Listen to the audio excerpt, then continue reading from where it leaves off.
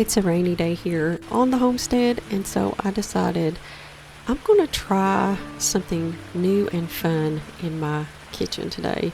We are so thankful to God for sending us this rain. Our garden is looking so much better. Today I am making sourdough pitas. Now these turned out amazing. You all are going to love them. The recipe will be up later on this week, so keep an eye out on the website, therosehomestead.com, and search for pitas or pita. And it's pretty easy. It's a cup of water, half a cup of active sourdough starter, and 3 tablespoons of olive oil. And then we're going to do 3 to 3.5 cups of flour. You can use any combination. You can use all-purpose. You can use bread flour. You can use freshly milled, or you can use a combination, which is what I did today, of kamut all-purpose flour and whole grain kamut flour. So it's really up to you.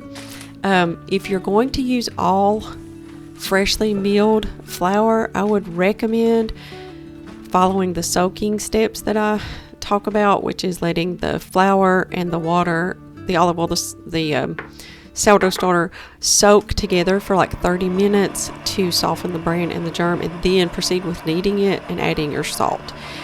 Now, this recipe is perfect if you want to get your kids involved in baking and get them interested in it, because it's just so much fun to watch what happens to the pita dough after just 5 minutes in a hot oven. So I kneaded this for about 10 minutes on speed 2 in my Nutrimil Artiste mixer. I have a lot of people ask about this mixer. It is linked in the description box below if you're interested in it. It is such a nice mixer. Does a great job.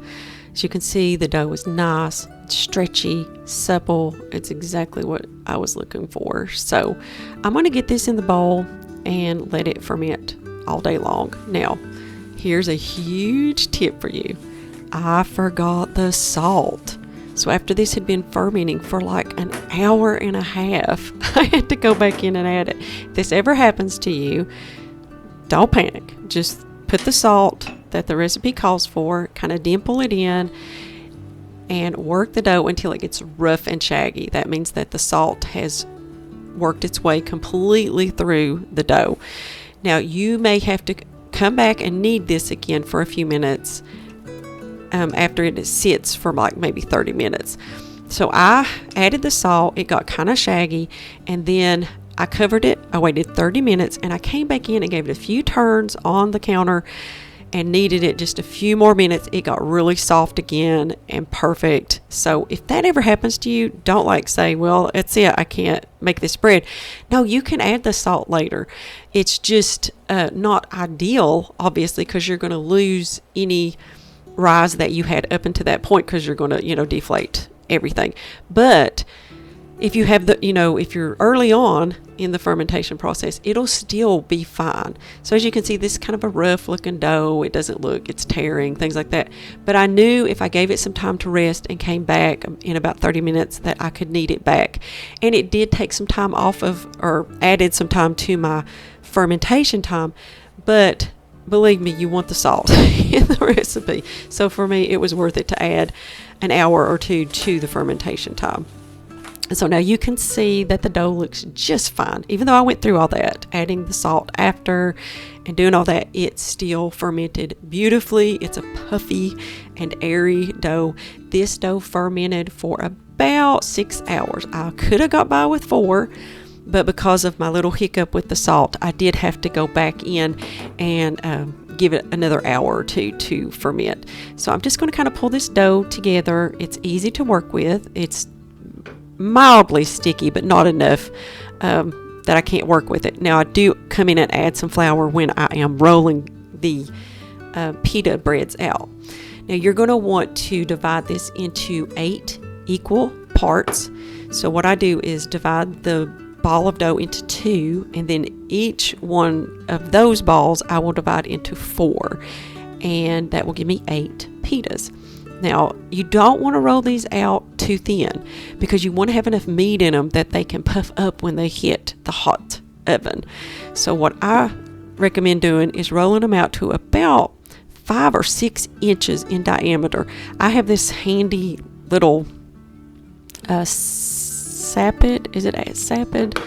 I think it's sapid, and it has measurements on it, which is awesome because I can go ahead and roll it out to the circle size that I want.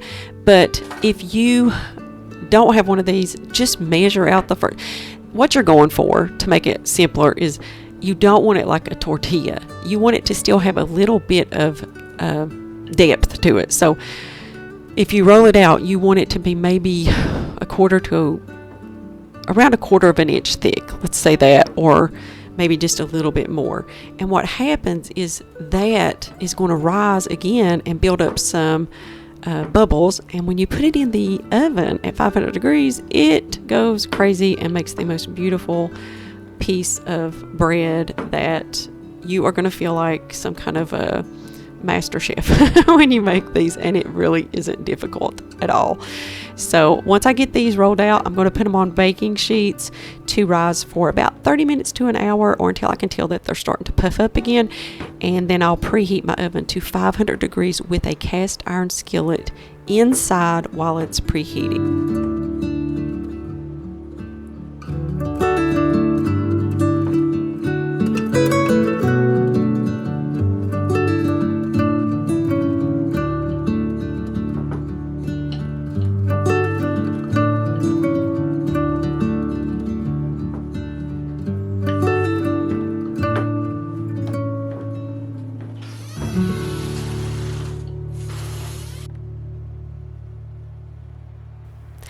Alright, so your oven is preheated to 500. The cast iron skillet is steaming hot, so be careful.